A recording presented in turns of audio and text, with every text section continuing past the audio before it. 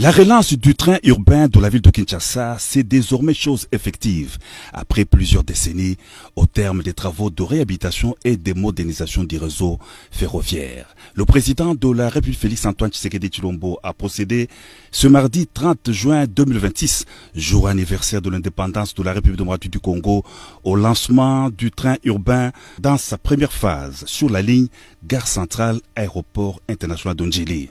En compagnie de la distinguée première dame Denise Nyakeru Tshisekedi, le chef de l'État a pris place à bord du train urbain à destination de l'aéroport international de Njili.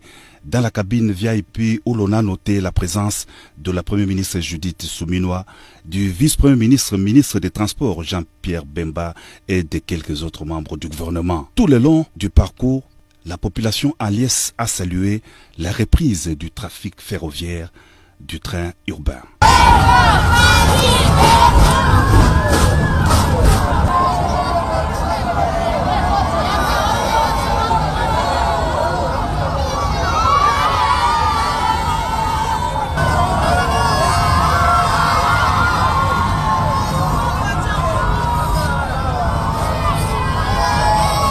Kinshasa a connu une croissance démographique rapide au cours des dernières décennies en remettant à neuf et en assurant l'extension du réseau ferroviaire existant. Le train urbain contribuera à combler les lacunes du secteur des transports de la ville de Kinshasa.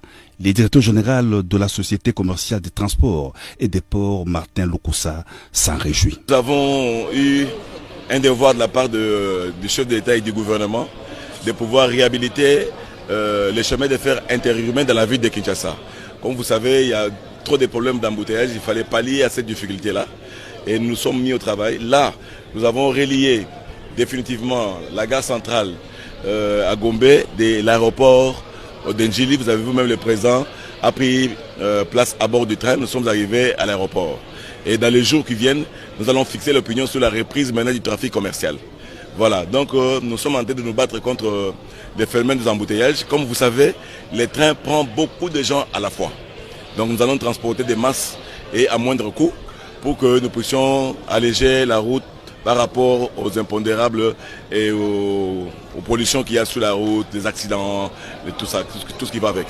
Le trafic ferroviaire est une autre alternative pour relier le centre-ville à l'aéroport international de Njili en traversant plusieurs communes, Limete, Massina notamment.